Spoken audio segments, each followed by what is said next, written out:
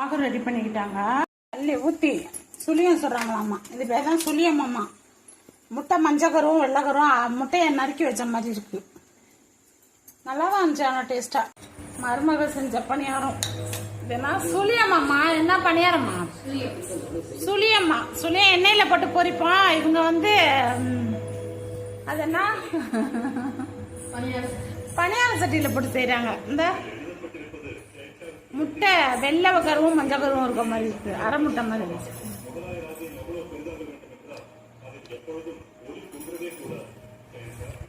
சூப்பரா இருக்கு.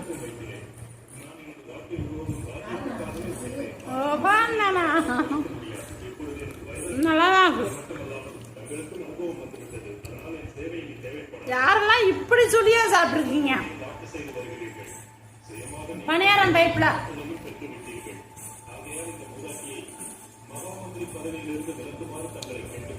நல்லாதான் இருக்கு.